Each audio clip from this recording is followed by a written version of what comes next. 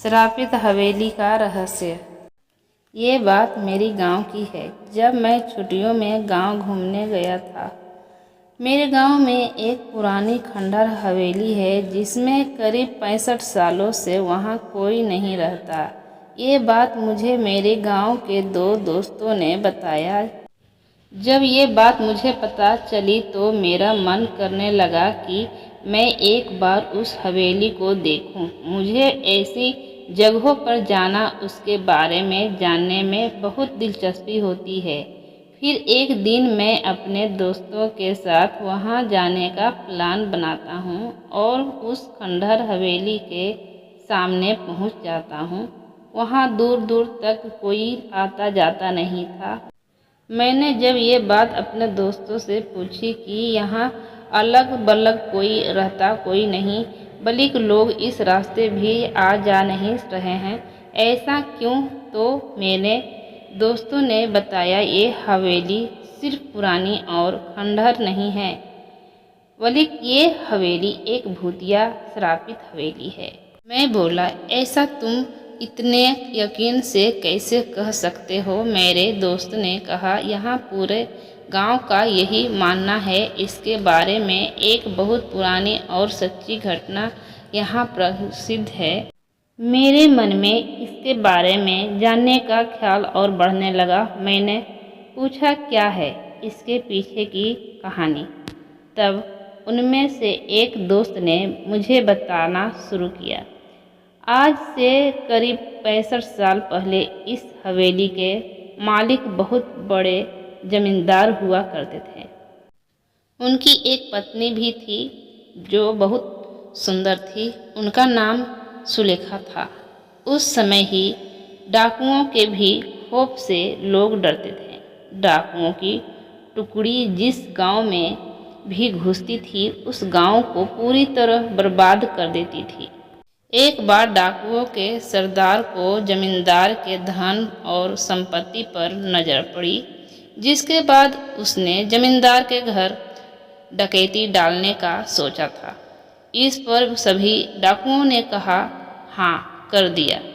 फिर एक दिन वो भी गया, जो जमींदार ने कभी सोचा भी नहीं होगा।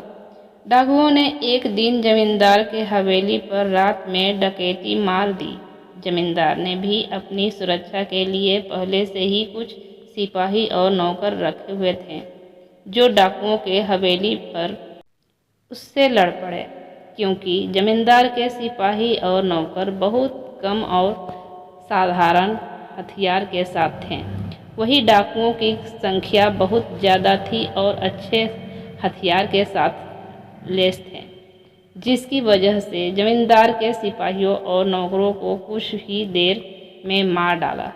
ये सब जमींदार देखने के बाद सोचा, इससे पहले कि डाकू हवेली का दरवाज़ा तोड़कर अंदर घुस जाए, उसे अपनी पत्नी और खजानों को छुपा देना चाहिए।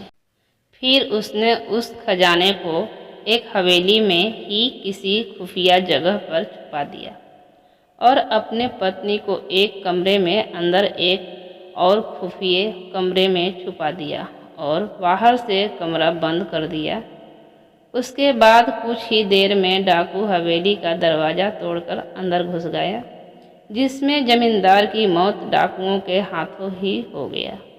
पर जमींदार ने मरते मरते अपने खजाने का पता उन डाकुओं को नहीं बताया। डाकुओं ने खजाने को बहुत खोजा पर वो नहीं मिला। फिर डाकू वहाँ से हवेली की कीमती सामान लेकर वहाँ से चले गए। पर जमींदार की पत्नी, जो एक खुफिया कमरे में बंद थी, उसका पता किसी को नहीं था। उसकी पत्नी बहुत चिल्लाई, लोगों को बुलाने की कोशिश की, कमरे के दरवाजे को तोड़ने कोशिश की, पर वो अंत तक कुछ नहीं कर सकी और भूख प्यास से वो तड़प तड़प कर वहीं मर गई। उसके मरने के बाद उसके लाश को बदबू से लोग हवेली में गए और उस कमरे को तोड़कर उसके लाश को वहां से निकालकर उसका अंतिम संस्कार किया। कहा जाता है कि आज भी वो अपने पति का इंतज़ार उस कमरे में करती है। उसका पति कभी तो आएगा और उससे कमरे से आज़ाद करेगा। और आज भी उससे उसके हवेली में घुसपैठियों या उसके बिना इजाज़त के अंदर आने वालों को सजा देती है। मैंने अपने दोस्तों ये कहानी सुनकर उस पर विश्वास नहीं किया। मैंने पूछा, क्या यार तू लोग भी ना अब की बात आज तक लेकर बैठे हो? इसका कोई सबूत है उन लोगों के पास? तो उन लोगों ने बोला, कुछ लोगों ने इस हवेली में जाने की और वहाँ रुकने की गलती की थी, जो आज तक इस सदमे को भूल नहीं पाए हैं। मैंने पूछा, ऐसा क्या हुआ था उन लोगों के साथ इस हवेली में? तब दोस्तों ने मुझे बताया, एक बार एक अपराधी जेल से भाग जा रहा था और इस हवेली में आकर छुप जाता है।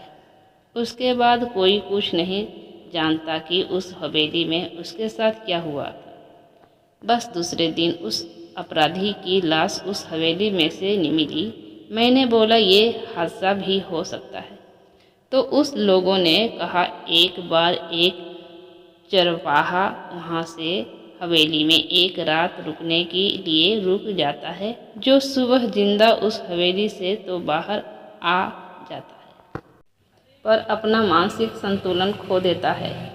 तब से वो आज तक पागल है। ये सब बातें सुनकर मेरी हिम्मत नहीं हुई उस हवेली के अंदर जाने की। इसलिए हम लोग वहाँ से घर चले गए और दोबारा फिर मैं कभी उस हवेली को देखने नहीं गया।